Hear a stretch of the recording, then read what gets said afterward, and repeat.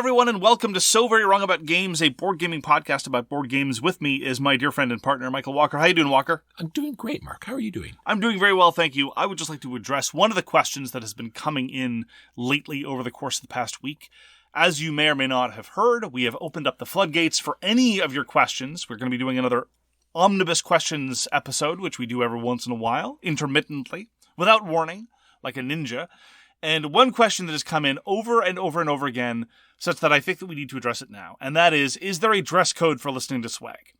And the answer is no. We don't wear pants, but that is largely because our coworker and boss Gibbons find it very disorienting when we wear pants. And so out of sympathy for them and our own personal comfort, we do so. But you are free. And literally will be free. Well, there you go. But I think in many contexts, dare I say, they're encouraged to wear pants while listening to So Very Wrong About Games. But, you do you. But please, this does not constitute legal advice. So in the context of any defenses you wish to mount, we are hereby indemnified from any legal consequence you may have from listening to SVWAG. Oh, we're going to be in trouble now. Why is that? Well, just because that was about 98% of the questions. So please send in more questions. No. There's still... I have not addressed other pants-related issues. Okay, true. So we've not ruled out all of them. But I am somewhat disappointed that so far there have been zero questions about some of my non-Macross, non-board gaming interests. Zero questions about retro video games. Zero questions about Steven Universe. Got one right here. Zero questions about German philosophy. Like Macross. Probably not. He was a famous stick in the mud. Although that's been exaggerated. The extent to which he paid his way through university by being a card sharp. This is the kind of thing that was expunged from his biography. Oh. Anyway. See, that's the kind of question that we could get into on our Omnibus Questions. It's true. So, as I said, this is a board gaming podcast about board games. We're going to talk about board games this week. We're going to talk about the games we played last week. We're going to talk about the news and why it doesn't matter. And then we're going to talk about our feature game, which is an Age Contrived. Sure is. And oh, what a feature it shall be. Walker, what did you play last week? Mark, I got to play a game called Scrap. This was a review copy from the designer. It is a self-published game. They are going by the name Jolly Swagman Games. I think that's a good name for a publisher. I agree. And his name is Kenny Michael-Otton. It's very much like Circadian's Chaos Order in the fact that there are many different factions that totally change how the game is played. So many factions, in fact, that they're not even in the rule book. You sort of have to... The rule book just covers the generic rules for the game.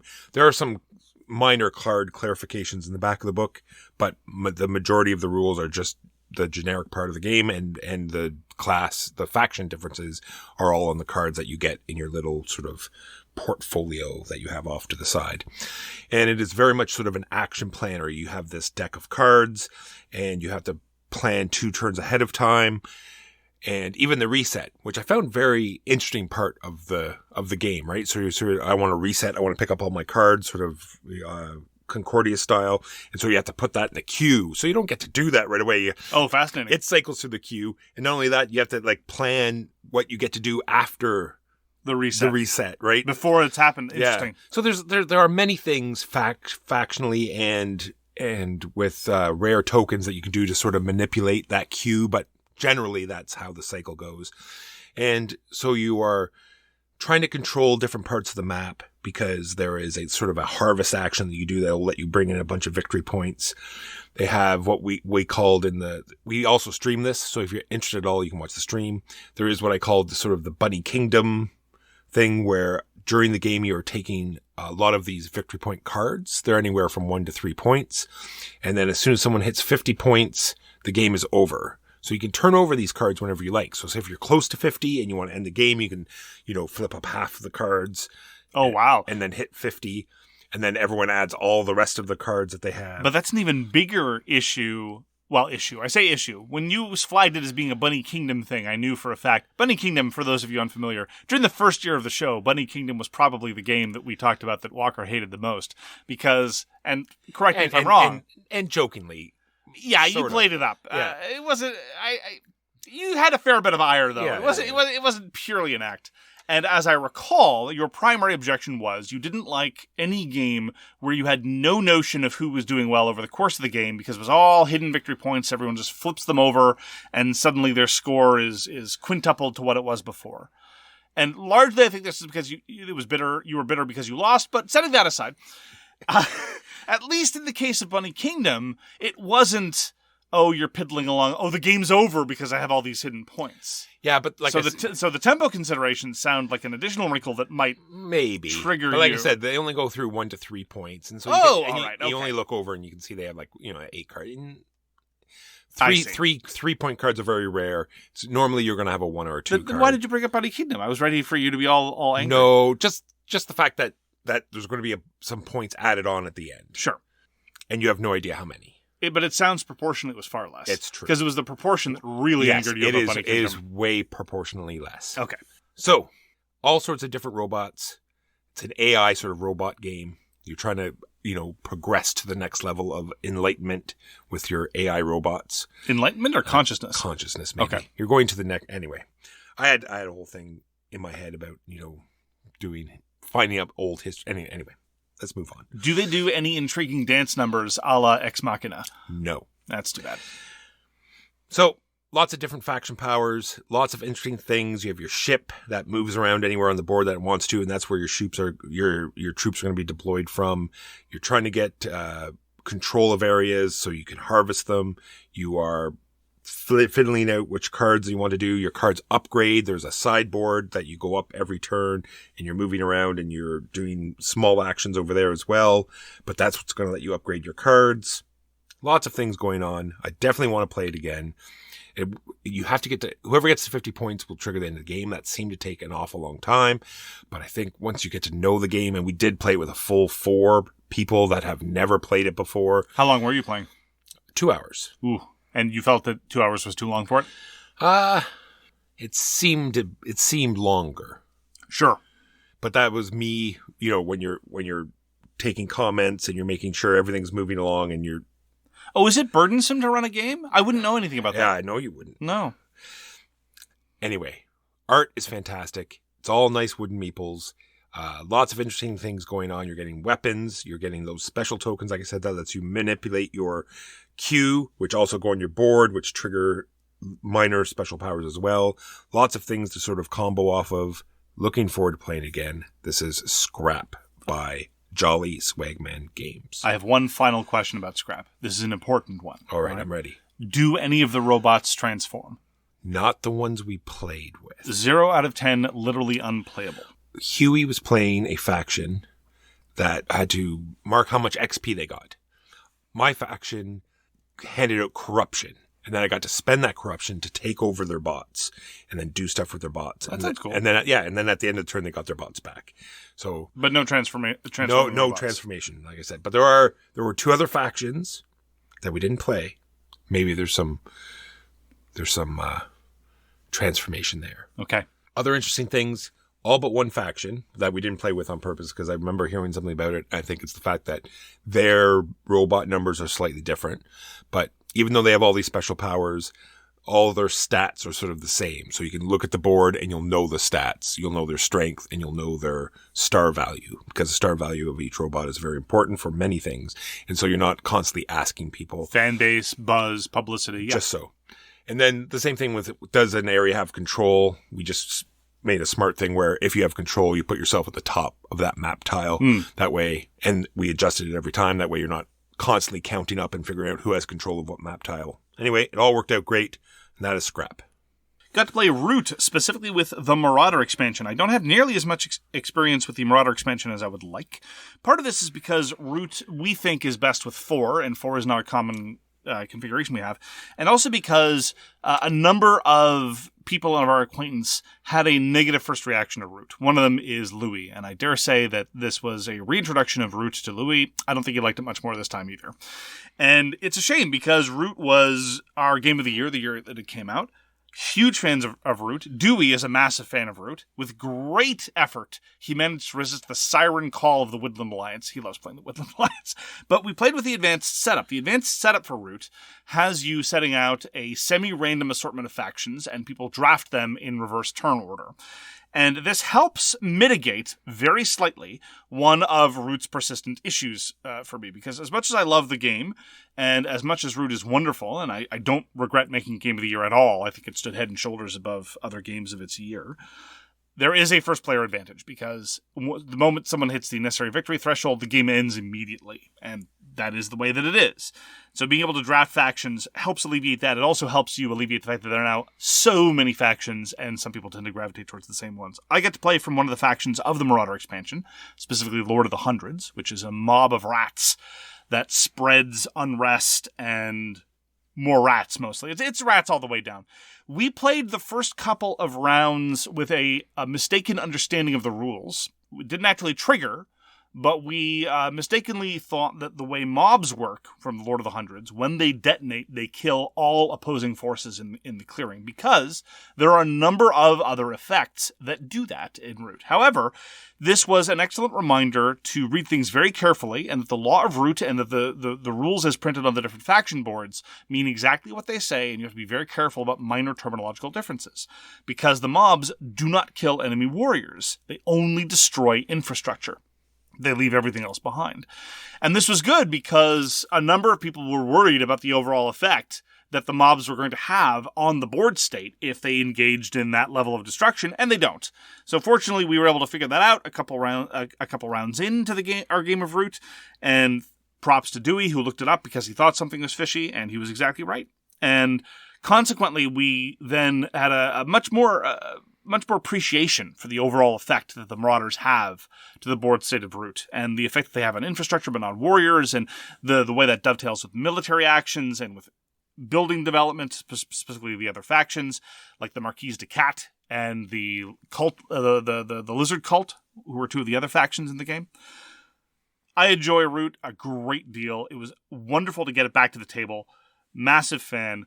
I was able to deploy the lovely little plastic bits that I purchased off Etsy for the upgrades to all factions, including the new ones, and a great time was had by all. So that was Root, specifically the Marauder expansion. The Marauder expansion was designed by Nick Brachmann, Patrick Later, Cole Wehrle, and Joshua Yearsley, an expansion to the base game designed by Cole Wehrle, published by Later Games. I feel Louis would enjoy it more if it was played more often. I think he really struggles with sudden abilities that he's unaware of. Like when something does something and he didn't know it could do that, or when everyone's playing different factions and he doesn't understand how they all work. I think it was a game that we played more often and he understood how all of the other different factions work, then maybe he might start enjoying it more. So that is, I think, the reason that keeps Louis from gravitating towards certain kinds of factions in Root. Like, for example, the way the Marauders work, or the way the Corvid Conspiracy works, or even the way the Woodland Alliance works, absolutely. That is one of the things. Or the Vagabond. The Vagabond's the other structural element of Root. Those are the two things I don't like about Root. The effect that the Vagabond has in the game, I like playing the Vagabond. I don't like the effect that it has in the game, and the first player advantage. The problem is that in this case, there's no purely militaristic faction. And for whatever reason, sometimes Louis is willing to play games where there's no military action, and sometimes he's willing to play games with a combination of military action and infrastructure development. But that particular mix of infrastructure and military in Root is not to his taste. So he played the Marquise de Cat in this particular instance, and he just didn't like building buildings. He was like, okay, I guess I make some wood, I'll build a building over here, whatever. I'm like, yeah, that's how you win. You're scoring points. Like, yeah, fine, whatever. He wanted points for going and murdering things. That's what he wanted. So he didn't understand the point or the interest in going in killing a whole bunch of forces so you can rule the clearing and then later on build buildings there. There was actually one exchange where it's like, yeah, if you went and you killed these people, you could build a building there. It's like, yeah, so I get to build another building? Okay. Like, yeah, that's one of the ways you win. He just wasn't feeling it. So he seemed to understand how the other factions worked. There weren't any surprises that he found particularly unpleasant. It was just he wasn't feeling it. It's a shame, but it is what it is. That's Root. Got to play Cartographers, not on Board Game Arena, not in alpha, and it is not a very good implementation. This is all sarcasm. You can just remove the not from all of them. This is Walker speak for it is an alpha, and he enjoyed it. At least the implementation as far as concerned. You may proceed with the normal review, Walker. And it's definitely not developed by George Jansen. So Cartographers is what they call sort of like a roll and write, or a flip and write in this particular case.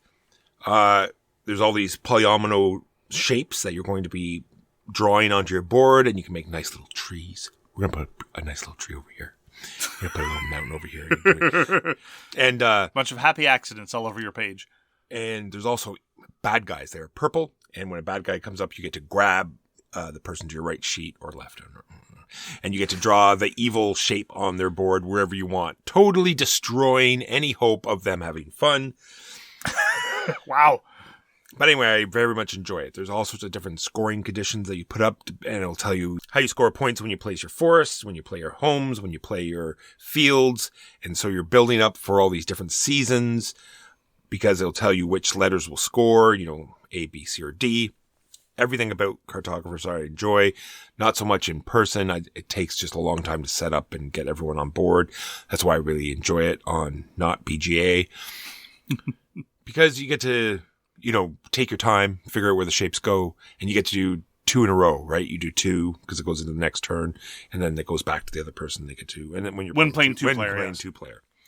Anyway, Cartographers, the actual physical board game is designed by Jordy Allen, and it's put out by Thunderworks Games. What is it about Cartographers that makes you like it more than, say, the Clever Games or other kind? Because to me, I played it a couple times, and it just seemed like yet another roll and write. I didn't see anything to... The making the little landscape on your sheet is kind of neat, especially when you drawing the monsters on the other person's sheets. You get to draw little creatures, sort of attacking towards their force. And sure, stuff. But I mean, you just said that in person you liked it less. True. I think I caught you in a lie, Walker. Well, maybe. Well, it takes a long time to set up, but I do very much enjoy it. Not on Board Game Arena. Where's my check? Okay.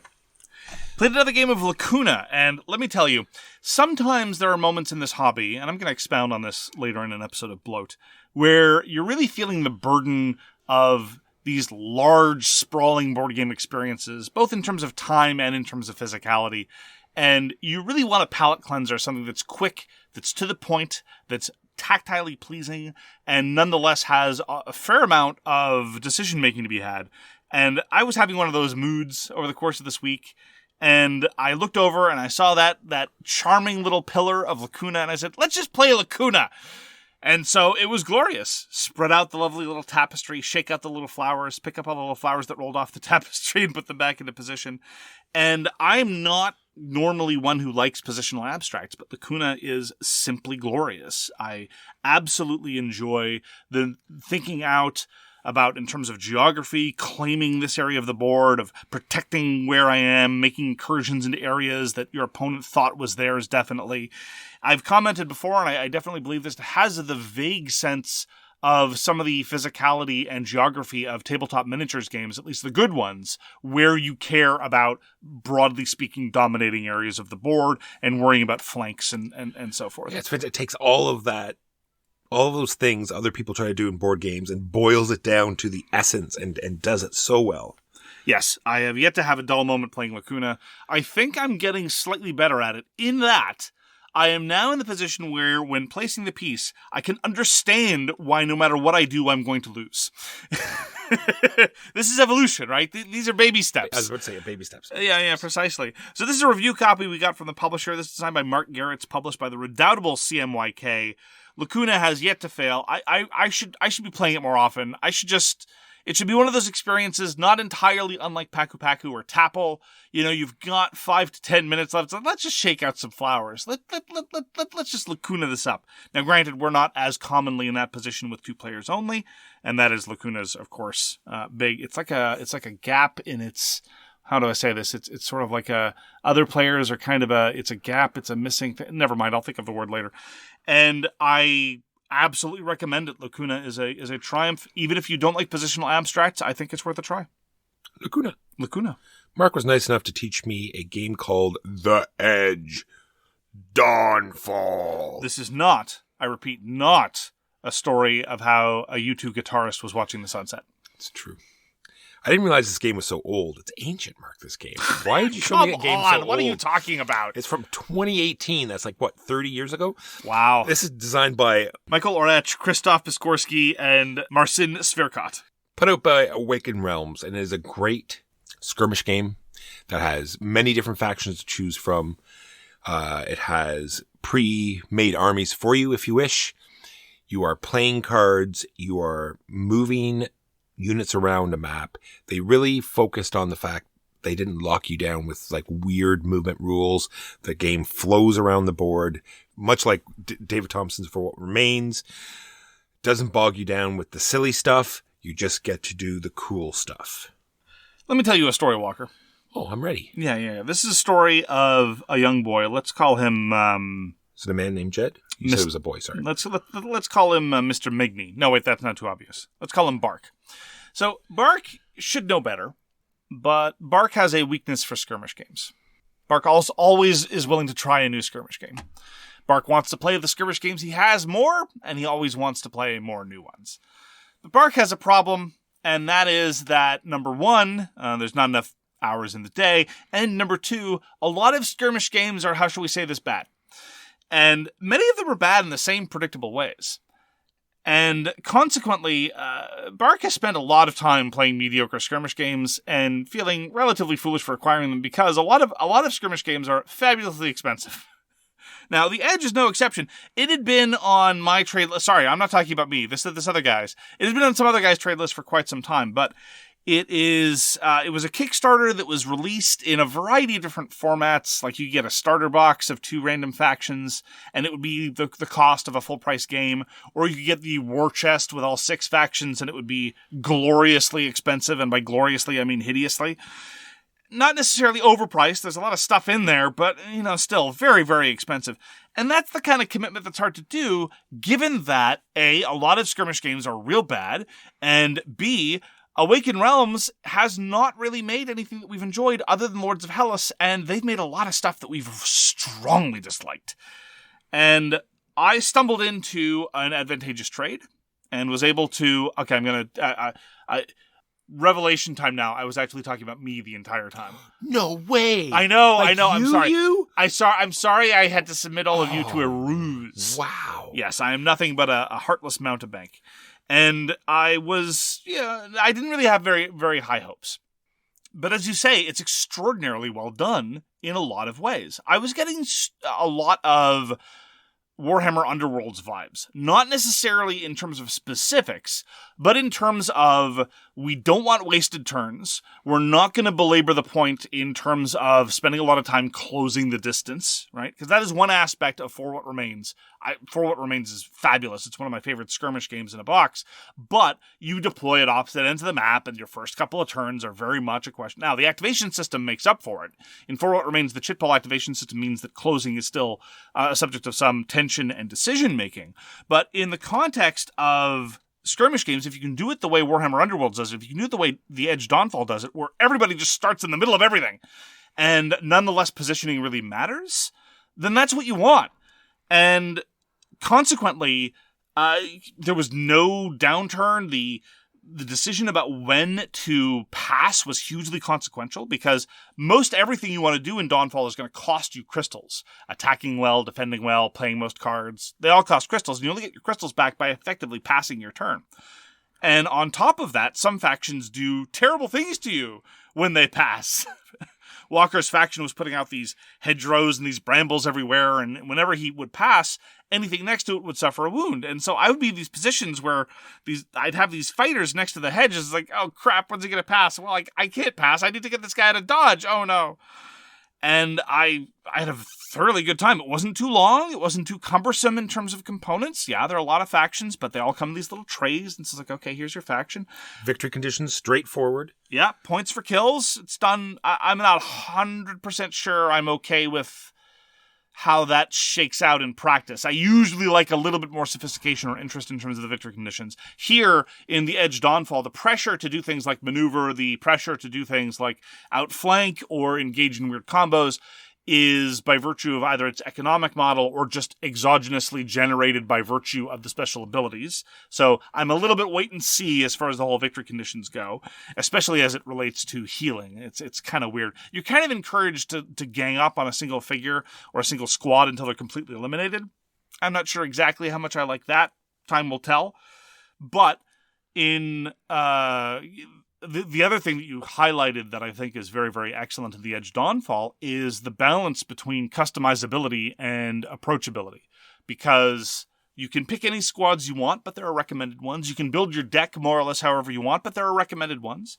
And so you really get a good balance about being able to play with a lot of toys, but it's not daunting for a newcomer.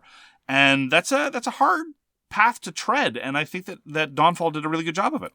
Now, it's not all Sunshine and Buttercups. The combat is quick and easy. Yes. But it does use these D6s that are awfully swingy sometimes. Yes. It's just a function of when a fight happens, both sides roll either a D6 -2 for free, so 0, 0, 1, 2, 3, 4, or you can pay an energy before your roll to upgrade it to a normal D6. And yeah, there's a fair amount of variance that's going on there. You can attack with considerable advantage or defend with considerable disadvantage, and you're going to get a couple of aberrant results. And normally in a game of this sort, you want there to be a little bit more texture to the dice system, and or custom dice that flatten the probability curve, and or in a volume of dice that it all kinds of shakes out. So, for example, talking back to For What Remains. In For What Remains, every attack you're going to be throwing a bunch of dice. And so it kind of evens out there. And also, the consequences of any single attack in For What Remains are relatively minimal because of the way the damage system works and the way other things. In the context of the Edge Dawnfall, you could have a massive attack that could swing a couple of points, and a couple of points matter a lot in the Edge Dawnfall, matter entirely on just an unmodified and unmodifiable toss of a D6, and that's not great. That's not ideal. And yeah, a slightly more sophistication there might have been good, but then again, you might not have been able to do that and keep it that quick and visceral. Yeah, it's tough. So particularly the victory conditions as they dovetail with that dice system is where I'm a little bit less enthusiastic. I'm cautious about it, but I definitely want to see the other factions at play. I want to play with other setups. There are solo rules that don't look like I'm going to enjoy, but I'm sufficiently enthusiastic about the game and curious that I'm probably going to give it a shot. And there's tons of other stuff to be seen. So I came in with very low expectations and was very pleasantly surprised. That is The Edge Dawnfall. Yeah, I'm not a huge fan of the name either. It's great. And those are the games we played this week. And now we're going to pay some bills. And we're back with the news and why it doesn't matter. You know why it doesn't matter? Do you know what DLP games can do with their 10th anniversary Orleans? I can shove it. Oh, whoa, family show, Walker. You know what they've done, Mark? I saw what happened. You go on, Walker. You buy it and you get everything. Who's this you? Not me. So everyone that already has everything or almost everything, well, guess what? Screw you. This is like Agricola 15 all over again, isn't it? Oh, it's great. No, Agricola 15 was great for me. Yeah, because you didn't have any Agricola. Exactly. Yeah, so the new edition, the 10th anniversary edition of Orleans is going to come with absolutely everything, right? It will. Yeah. And upgraded stuff. Upgraded stuff? Yep. Oh, so are the workers going to be cardboard discs, wooden discs, or are they going to be They're all going to be wooden. They're all going to be wooden discs? They're a little bit not very clear about if this Plague expansion that you do get with it, they didn't really specify whether they're going to have, I'm sure it's going to come with the proper Plague meeples in order to play it. Doesn't say it does, but I'm sure it will. You're just bitter that these other people are getting a good entry point and you don't. That's a really big entry point. I have sent, and also I have urged others. I'm part of this big board game geek sort of area. Where we are talking about said geek bits and the fact that there are no plagues. And so I said, well, here's the link to contact. Oh, I forgot. This is a board game geek bit thing. This is not purely DLP's fault. That's right. That's not their fault. So I've put the link in the forum for people. Here's the link that you can contact the Geek Bits people and ask for the plague markers. I see. So I'm hoping more people will click on that link and ask. They've already got back to me because I have asked, and they said on their next sort of meeting on what bits we're going to do next, they will see if there's enough asking for that particular bit to give us some stuff. Okay. And we'll see. And if it doesn't, like in the next bit, if we don't hear anything, then like I said, I'm just going to do, like I said, I'll buy like the Altiplano bits or some other, discs from another game that are the same size. And then those will be the plague discs. Just color them in with a Sharpie or something.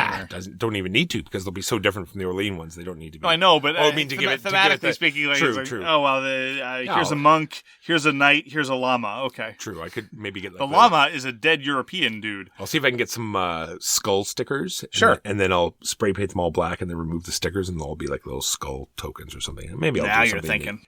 And that is the 10th anniversary edition of Reiner Stockhausen's Orleans. Check it out, as the bits are very, Very interesting. I really like what they did with the goods, because you've seen my goods. Yes. They're all sort of the shapes of the goods as opposed to tokens that you can't see. You put out randomly. So it's a little more difficult to put them out. So what they did, they just turned the same tokens that you get in the base game, but they're all wooden bits. So it's like wooden crates on one side, and then you flip them over, and they're... I see. Yeah, so they're different. I think I prefer what they have over to what I have, but, there you go. I don't know. Sounds like a reason to spend $100 on a new edition to me. Stop it. I only have one bit of news, and it's not even board game related, but the greatest game of all time in the digital sphere is Star Control 2, published in 1992. Those who know. Those who've walked the path of now and forever, or who adhere to the eternal doctrine, are well aware. And at long last, after 30 years, we are getting a sequel. It is called Free Stars, Children of Infinity. It is up on crowdfunding now. I just want to say this, look, because sometimes something happens and you assume the other person's heard of something, and so you remain silent. And then you learn later on that they could have really profited from that bit of information, and you burn with a sense of regret and unfulfilled potential. And I just want anybody who has fond memories of Star Control 2 who didn't already know that there's a sequel called Free Stars, Children of Infinity being crowdfunded right now. I just could not rest knowing that I could let some of these people slip through the cracks. So I just want them taken care of. And there's cooperative mode that's been hinted around, so I'm looking forward to that. It's not just Melee, Walker. It's Super Melee. It's true. Free Stars, Children of Infinity. The creators are back. Fred Ford and Paul Reike. They're back, Walker. They're back. They're back. So that is the news. And why it doesn't matter. On to our feature game. Our feature game this week is An Age Contrived, designed by Chris Matthew and published by Bellows Intent this year after successful crowdfunding. Chris Matthew is a game designer who designed An Age Contrived, who is known for his design work on An Age Contrived. And Bellows Intent is the publisher who published An Age Contrived, known for their work publishing An Age Contrived. Walker, why don't you give us an unhelpful summary about what one does in An Age Contrived? I wish I knew, Mark.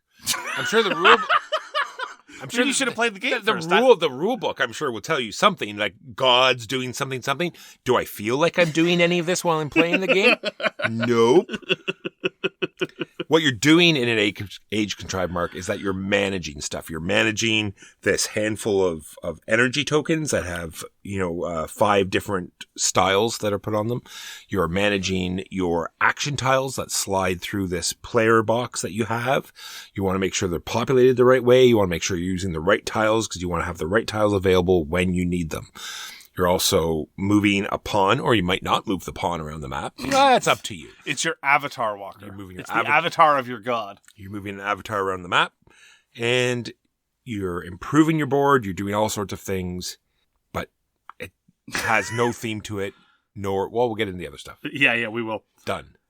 So this is a different story. I've told you the story about Bark Migney, purveyor of mediocre skirmish games. Yeah. What did he think of this, Mark? So I'm going to blame the acquisition of this game on Bark Migney. Every once in a while, there's that crowdfunding project that has 1 or 2 things, and you look at it and say, oh, that looks cute. You figure, whatever. I'm a professional board game podcaster. I shouldn't just limit myself to the things that I have good reason to believe that I will enjoy. I can take a hit for the hobby. It's true. We covered this game in our Pledge of Indifference. We did. And we talked about how cool the player boards looked. And the fact that they're these giant pieces of metal, and the action tiles slide down them with the little energy tiles intact. And then when you want to use something, you pull this lever and they spring loaded. And they drop down the little trap door, and then you release it and they shoot out the front and hooray. So much weight and money for what? Yeah, okay. Does it improve gameplay whatsoever? No. Does it add to the gameplay whatsoever? No. Sure. Okay, look. On that metric, on those 2 questions alone, I don't think that's quite enough to be dismissive of the player boards, because we are very weak to the toy factor in lots of other games. Be they Euros, be they non-Euros, whatever. If you can have a good toy factor, whatever. Just random example, right? The way the cube works on the wheel of Praga Caput Regni, right? The way that it falls into a little slot, that Yes, it's functional. It helps you understand how the rounds are managed, but it's also really cool. All right. Yeah, and it also stops you. Like it reminds you that the round. Yes, it is functional, but it is also cool. And when that happened, I am. Praga Caput Regni is very themeless. It's very mechanical. It's got a lot of stuff going on.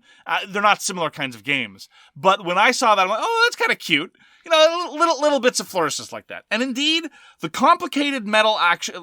We're spending far more time than it deserves on these player boards. Because it takes up most of the box. It makes it weigh a ton. All right, fair enough. All right. My problem is that they're not really functional. The way the player board works, you're kind of sort of programming in an Age Contrived. You have this river of action tiles, 5 of them, and you seed them with energy tokens, which are these lovely bakelite slabs. And when it is the case that they've advanced to the part where you want them to be, over sometimes meticulous, sometimes instantaneous preparation, you remove tokens from the bottom half of a tile in order to do actions, and you remove tokens from the top half of the tile to seed them on the board. It's called deploy. It's pretty much the biggest action you're going to be doing, deploy. Everything else is kind of fiddling around the edges. And when you remove the action tiles from the bottom, you literally just remove the action tiles from the bottom. When you deploy, what you're supposed to do, as Walker said, is you pull down the spring-loaded plunger, they fall down, and then you release the plunger, and that's supposed to cause them to shoot at the top. Here's the problem. You're either going to be doing this on a table that is slick, or it is not slick. And by slick, I just mean, wood, Formica, whatever it happens to be. I've tried it on a slick table. On a slick table, what you need to do is construct the cardboard baffles that the game comes with in its defense that will then prevent these energy tokens from going wildly all over the place. If you're playing on a table, as we often do, that has some kind of felt or velveteen or something topping, it is going to be a bit of a challenge. Like, it was almost a dexterity game in itself. Not a good one, a bad one. First, you need to pull the plunger so that the energy tokens actually fall and don't get stuck. They get stuck a non-trivial amount of time. Then you need to release the plunger such that, number 1, it is hard enough that the tiles go out an appropriate distance. Number 2, not so hard that it causes the rest of the tiles in your board to jostle out of their little depressions. So, after practicing, I practiced with these things. I'm serious. I'm not joking. I spent 2 hours building these things, all right? Maybe that is partially informing why I'm so upset about the fact that even after practice, I could not get these things to work reliably. An Age Contrived. Age Contrived. Okay, while I'm airing grievances, are we done with the player boards for now? Yes. Can I complain about the title of this game? Yes. The title... Okay, the theme of the game, it's a themeless game. The theme of the game is that you're gods in a polytheistic environment competing for who is going to be the new deity in a new monotheistic age. An Age Contrived. I'm like, what the hell is up with this stupid title? A contrived age? No, that doesn't sound... We need to put a little bit of English on that one. Zhuzh it up. It's like, what about an Age Contrived? Like, ooh! It's rough. Do you know who's the person who's allowed to get away with this? Jenna Kincaid. Jenna Kincaid, in the game Doer the Lesser Houses, instead of saying like a mercantile house, they're all like a house mercantile. These people aren't Jenna Kincaid. It's true. I'm going to give a pass to Jenna Kincaid because Jenna Kincaid gave us Cosmic Frog. Until you've designed Cosmic Frog, you don't get to pull wordplay like that in board games. It's a rule. It is a rule enacted. All right, Age of Contrived. You are doing actions, and you get to do as many actions as you want. Do you know why I'm talking about all this? Why are you talking about all this, Mark? It is so hard to repeat in new words. We're going to go into more detail, but the upshot is really, really, really simple. Functional, but not fun. Functional and not fun. Yes. And I'm not talking about the boards. The boards are not functional and not fun. An Age Contrived, functional, not fun. Agreed. We'll go into more detail, but that's the top line response. Huey put it best. It's like, I struggle to put into words, and you and I were like, yeah, that's our job. Yep. Sorry to interrupt. I have feelings, Walker. It's hard to sell a game to people. Like, do you want to play a game called An Age Contrived? And that doesn't sound good. Well, at least here there's no false advertising. When it's your turn, you can do as many actions as you want that you can actually pay for. Like Mark said, you have a row of these action tiles, and you get to remove the bottom tiles, and you can do as many as you like. Or you can sort of keep them there so they can slide down. And that's the other thing you get to do. You load in these new action sort of templates, and you get to buy new ones too that will sort of give you more blocks and also have some symbols on them. And they slide them down so you can do more and different actions, which is interesting sometimes. Yeah, I mean, look, the fundamental conceit of the action programming and planning is, it has potential, right? But the upshot is that I think the overall theme for me about why an Age Contrived doesn't work is one of disconnections. Because I just want to, I want to stress before getting any further. It's pretty clear that I hostility is too strong. My actual overall attitude towards an Age Contrived is one of kind of wearied indifference. Much ado about nothing. But I just want to be perfectly clear, not because I'm worried about hurting their feelings, because they don't know who the hell we are and they're not going to care. But this is not a case, I think, of designers or publishers being lazy. I'm usually the first to say, this is a lazy worker placement or lazy tableau building, whatever. There's effort in a lot of what goes on in an Age Contrived. And it's clear from the really well done player aids, although the information organization isn't ideal. It's clear also from the fact that to them, what's going on is very meaningful. There are 2 different ways to construct all the player boards just for different graphical flourishes. They made 2 versions of practically everything just so you could customize it however you wanted visually. That's impressive. And sadly, as a player, as an end user, very little of this gets to me when I'm actually playing the game. So I just feel this tremendous gulf between what seems to be evident passion and effort on the one hand, and then the actual play experience, which is one just devoid of, it's just flat and devoid of interest and engagement. And that, in a real way, is what motivates a lot of my frustration with an Age Contrived. If this were just lazy, it would be one thing. Yeah, and there's a little bit of disappointment mixed in there too, because like we said, the boards are interesting because they're these metal things that flick out the tiles, and then you're also constructing these like magnetically infused pieces of cardboard that construct these, fairly large monuments. Now, that's a double-edged sword. Yes. Because like we've seen, they block lots of parts of the board that sometimes you need to see, like what is going on. It's miraculous. It's almost as though they were carefully calibrated to be sufficiently large to obscure various aspects of the board state. A sense that there's genuine confusion, like, wait, am I at this monument? They have to look around. But such that when you're just sitting and looking at the overall table presence, the board still doesn't have much table presence, even with the monuments built. It's quite surprising. I don't know how it works, because magnets are great. I want all games to have magnets if they possibly could.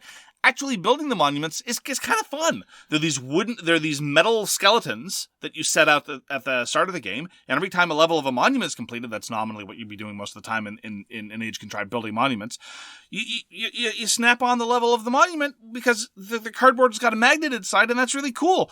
And then after you're done playing with the magnet, you're like, this is just blocking my view and kind of boring. Yeah, the whole board is kind of boring because there was a game where you didn't move your avatar at all. Not one step. And even when you do move your avatar, it's not enjoyable or fun or interesting. And that's the whole board, right? So yeah, the monuments and this movement that sure gets you bonus actions and bonus things, but if I were a game developer, I'm not, but if I were a game developer, the first thing I would do after playing an Age Contrived is get rid of the board. You don't need it. It's not doing much work. It is contributing, and again, this is another thing that sort of the theme of disconnect. There's the disconnect between the effort and the passion of the creators on the one hand and the overall disinterest I have as a user at the other end. There's a disconnect between the theme and the gameplay, and there's a disconnect between these different disparate elements of playing an Age Contrived. They wanted there to be a sense of focus, again, thematically and mechanically on building these monuments, and indeed that's where much of the game is. And the board is physically much of its presence, but really just, it feels like a tacked on weird ancillary afterthought, such that it actually leads to confusion. Let me give you an example. So much of the game is about deploying and binding energy, either in monuments or other areas. The overwhelming majority of the time, where your avatar is 100% irrelevant to where you can deploy energy. I've seen rules questions in person and online all the time of people assuming that when you're deploying energy, it has something to do with where your avatar is. It doesn't. it's wherever you want it to be on the board. And so ultimately what you have is this large board where really you just care about these small spaces on the actual monument pieces. The time when it matters is because of this other mechanism, which is utterly unconnected with what you're doing most of the time, about having presence in various areas of the board. It's really limiting at the beginning of the game, but near the end of the game, it's practically trivial. It's a whole thing. Yeah, and that, like you said, putting the tiles on the monuments to build them leads to this odd sniping thing. Yep. And in the end, it just makes it more difficult because you're trying to sometimes finish a monument, and I guess in the long run, maybe it works out that everyone gets an equal chance at building monuments, but sometimes it doesn't work out that way because as the game advances, people are completing these in one go. Yes. Right? So if you don't get in on the sniping early, then you're not going to get it into it later because, when a monument level is completed, everyone who contributed all gets a choice of 2 different bonuses, and the person who contributed the final piece gets an additional bonus which will actually score them points directly. And it can be a fair quantity of the points, although overall one does get a pretty strong pointsality feel from a lot of what's going on in an Age Contrived. And they decided to make the choice that if you contributed 2 pieces or 3 pieces, it makes no difference. 1 or more pieces is the number of pieces. So usually it is only in your interest to contribute 1 or finish the thing. Not really a whole lot of incentive to contribute 2 or more. And the attempt, I think, was to minimize this aspect of sniping and make sure that more people could get in on things. But often it leads to weird tempo considerations and bizarre elements of it. It's like, well, if I contribute to this, I know the next person downstream is just going to finish it. So is it in my interest? And the answer is yes. I mean, early game for sure. Early game, definitely. Yeah, I guess you're right. Late game things might change, but honestly, there's not a whole lot of direct player competition in an Age Contrived. There's a little bit of player interaction, but not really a whole lot of area majority or area control going on, which other games working on a similar kind of rhythm of like we're all contributing towards building levels of something would care more about. And ultimately, I think it was a question of pick your poison. I don't really begrudge the decision that they made. I think it mostly just encourages people on occasion to think suboptimally if they have not quite internalized the relatively straightforward scoring conditions. Yeah, and the scoring conditions change up a little bit, but the way you put out tokens there, which all have to be different from those different bake-like tiles I was talking about, you have to make sure you put different ones out there. And it's just having a certain number of tokens on your player board or having certain things met. And then you have to be able to actually deploy a token, and then you're allowed to put it over there. So sometimes that can lead to like odd timing issues, especially near the end of the game. But in all, I didn't feel there was anything going on in Age Contrived that was fun to do. Yeah. At the end of it, I feel part of this actually, just to dovetail back to this issue of achievements and scoring conditions, every game of an Age Contrived I played felt more or less the same. There are asymmetric player powers, but more or less based on the scoring conditions, you're going to end up a little bit of everywhere. You want to bind energy to monuments. You can't really afford to ignore that. You want to get all of your energy out of the supply. And you do that not because of throughput considerations, but because it's a huge whack of points. And then you want to put out as many tiles as you can on the board. Satisfy as many achievements as you can. And most of the time, the variation is just, do I score 2 points per compass tile that I have on the board? Or do I score 2 points per rose tile that I have on the board? Who cares? And I ultimately felt that I'm just shuffling these tiles around to no thematic or gameplay satisfaction element. And that further feeds into my general sense of disinterest. It's a relatively long game.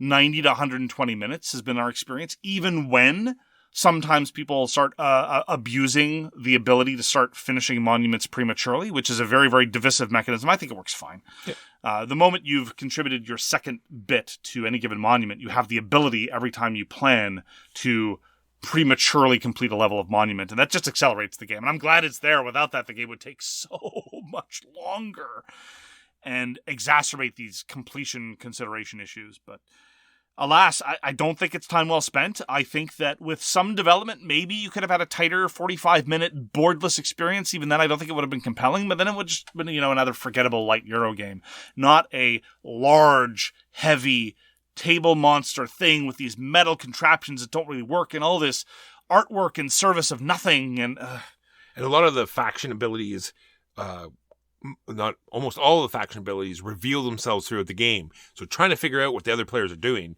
good luck, because they don't do anything different from you until they start revealing all these different things, and suddenly they're doing 30 different combos, and you're like, okay, well, how did you do that?